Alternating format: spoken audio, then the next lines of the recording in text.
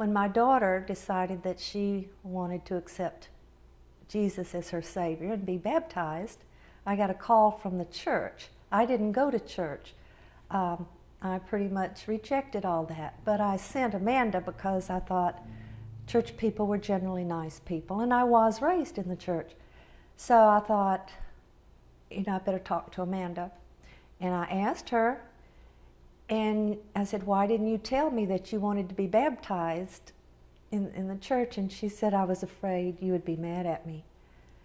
And I felt really awful. I really did. And I thought, I better study this out. This is a big decision.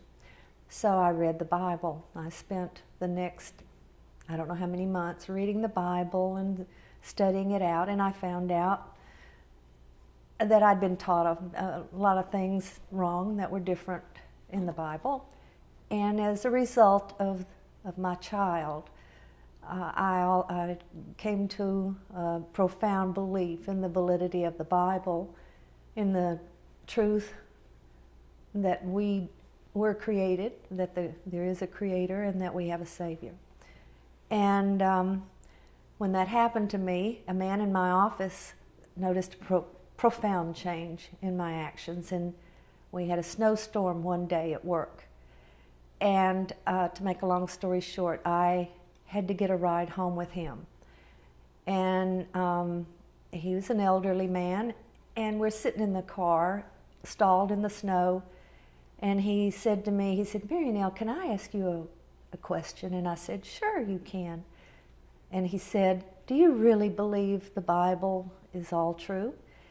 And I said, I do. I believe I do. I've been reading history and archaeology and things because I'm stubborn like a lot of young people. Of course, I was in my late 30s at that time. And anyhow, he said, I've been going to church all my life.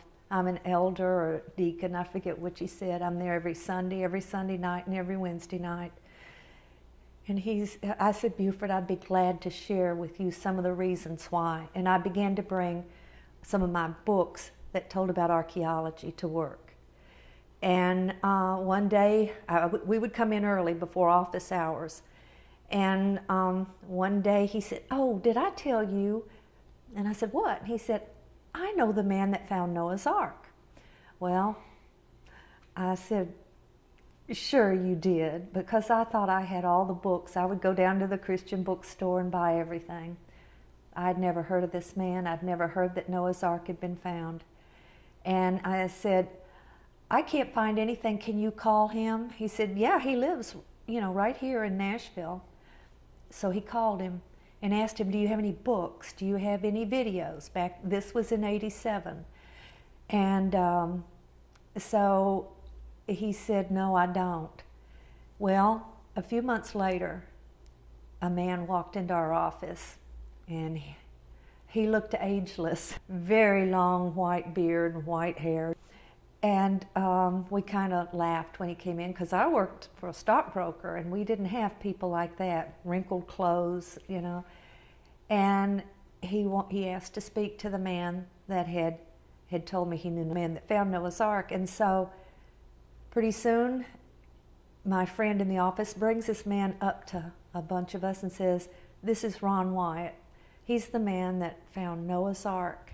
And he knew that there were some people interested, so he came by here to talk to you. He talked to us. There was a handful of us girls, and maybe a couple of men, I don't remember, that were interested in. It was the first time in my life I'd heard anyone speak about Jesus Christ as a real human being. I had never heard anything like it. He told us about Noah's Ark, about chariot wheels in the Red Sea. He knew where Mount Sinai was. He had been there.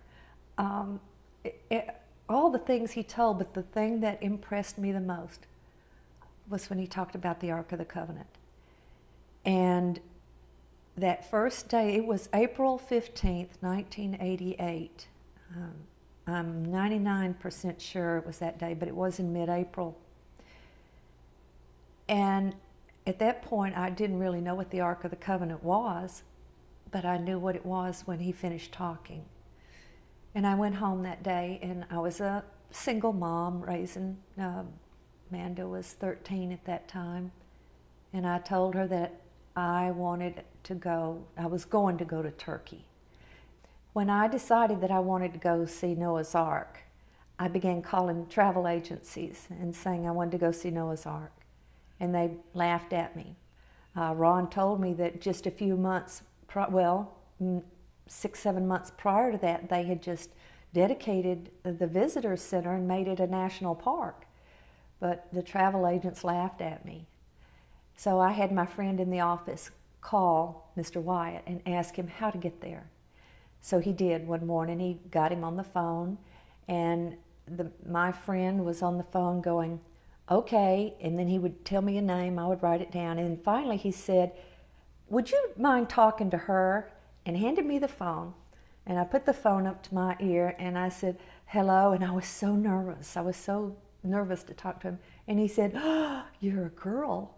And I said, yes. And he said, when Mr. Greenwald said that there was someone in his office that wanted to go to see Noah's Ark, I assumed it was a man. He says, you can't go out there. He says, it's very dangerous. It's not, you can't go.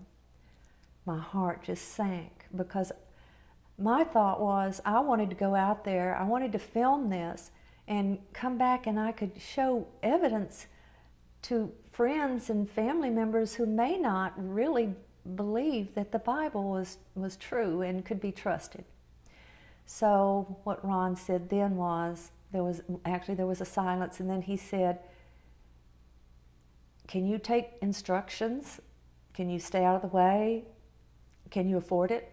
Because if you can, I'm going there in May 30th, and you can come with our group. And I said, okay, I'll do it. I'm going, And that was a month later, because this was, right at a month prior. So what happened next was, I called Ron to find out what I needed. I had to get a passport. I needed to find out what kind of clothes. And he said, you know what? He said, one of the men who was going to help me with the subsurface interface radar out at Noah's Ark had to cancel and can't go. He said, and I have to have someone help. He says, are you sure you can go? And I said, yes. He said, would you go with me down to Georgia? I'm going to do a job for someone using the subsurface interface radar, and I can instruct you how you can help me. And I said, okay. And so we rode down there, and that was the first time I had been with him, other than at the office listening to him. And he was unlike anybody I had ever met. I didn't know what to think of him. I didn't know if he was married or unmarried. I didn't know if he was 80 years old or 40. You couldn't tell. And we went down there. He showed me how I could help him with the radar, and it had a little bit of a learning curve, but what I did was not really anything that, anybody could have done it. And on the way home, I remember he began telling me his life story. And it was very sad, and I began to cry. It was very touching, very, very sad, and it was very personal. And I asked him, I said, why are you telling me this? And he said, because if we're going to be married, you need to know. And that's exactly how it happened. And I didn't say anything. I was stunned. It was that feeling of your body goes numb. You don't know, is this really happening or what?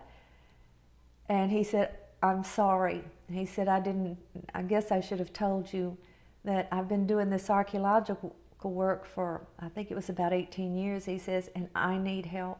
He says, I can't do it all by myself.